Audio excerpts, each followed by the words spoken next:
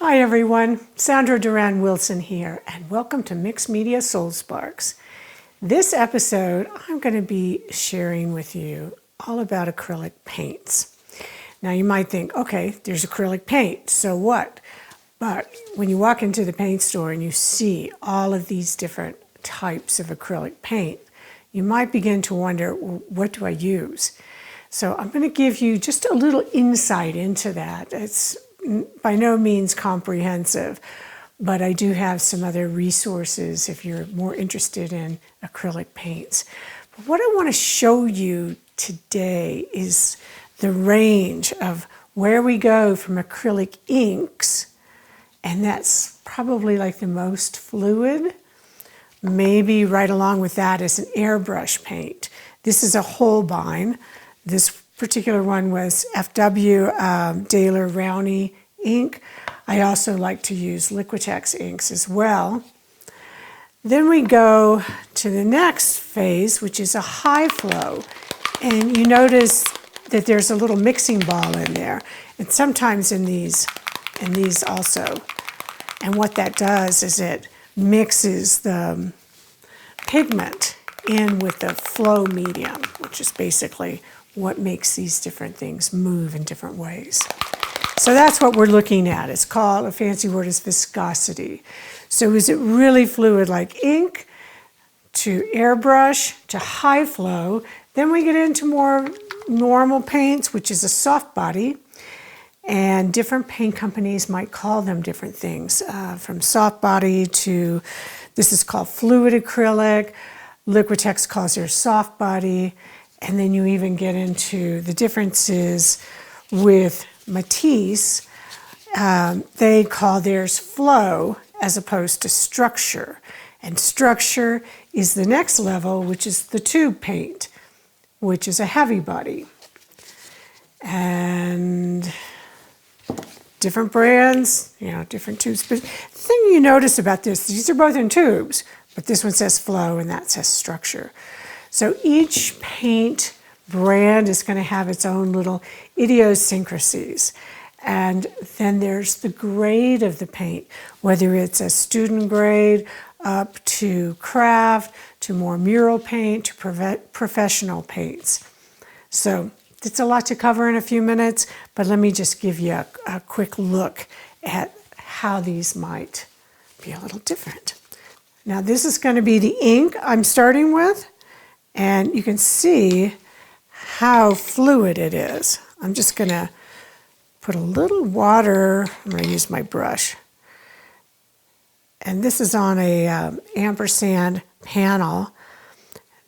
And you can just see how easily it just flows. Now, of course, your more fluid paints are going to tend to be more transparent.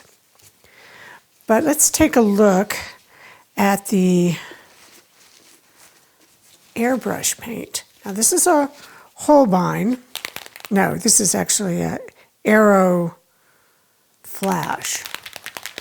But there's probably not going to be that many different kinds of airbrush paints that you use unless you do a lot of airbrush. Again, let's go in with a little water. You see how fluid that is. Now, if I were working on paper, it's going to absorb differently into paper than it is on panel.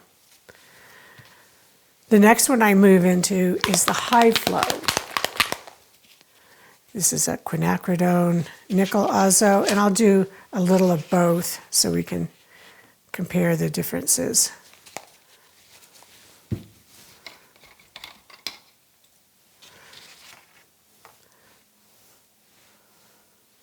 That high flow moves very nicely. And here on the paper, you can see where it soaks into the paper very quickly. So I've got more working space when I'm working on either a canvas or a panel. Paper, because of the viscosity, is going to want to sink into that paper quickly. Okay, so that was high flow. Now we're going to go to a soft body. This is a Da Vinci brand.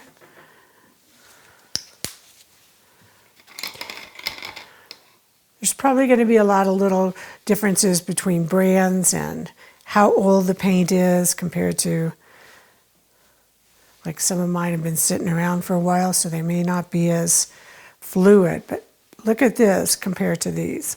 Still, it's got this nice viscosity, but it covers much more.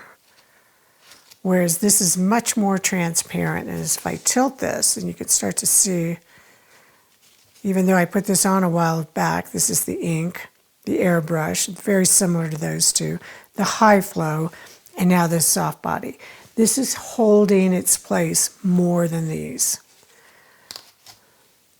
Now we're going to go into a heavy body. This is the tube paint. And here you're going to notice the difference right away. It's obviously, it's a very, very thick paint.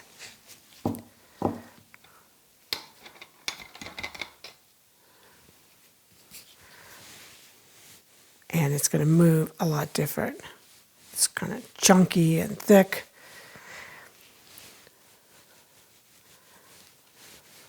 Much more viscous, and because of that, it is going to be more opaque. The thinner your paint, the more transparent. The thicker the paint, more opaque. Now you can take these heavier body paints and dilute them with some water, as long as you have an absorbent surface to put them on. Now I just want to show you the difference. Okay, so one other thing I want to show you on this. So here is the flow, which is Matisse's soft body. Although this one I can tell by pulling it out, it's not so soft anymore. It's a little thick. This particular color I think has been around for a while. Yeah. So this is what it should really be like, is more of this viscosity. Not this thick part. It's a nice color though, huh? And here's the structure, which is more of the heavy body. And it's more like this cobalt teal. You can see the consistency of it. So as I said, different paint brands are going to call them different things.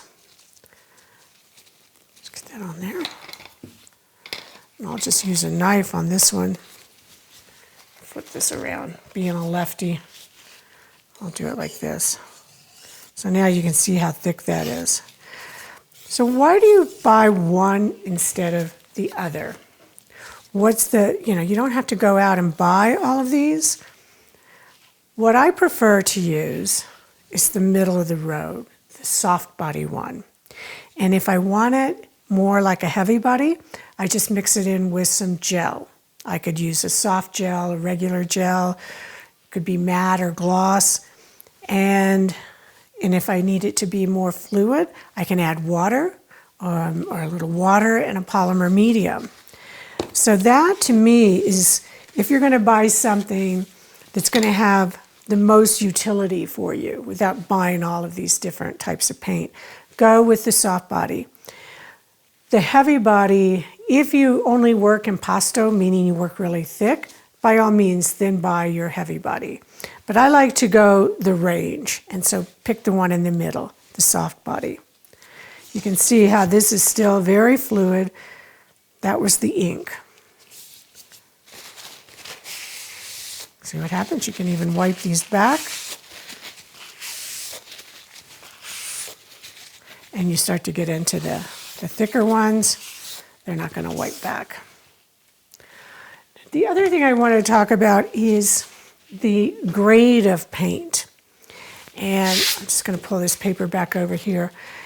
These are all, what I showed you, are all professional grade paints, meaning that they have a high pigment load.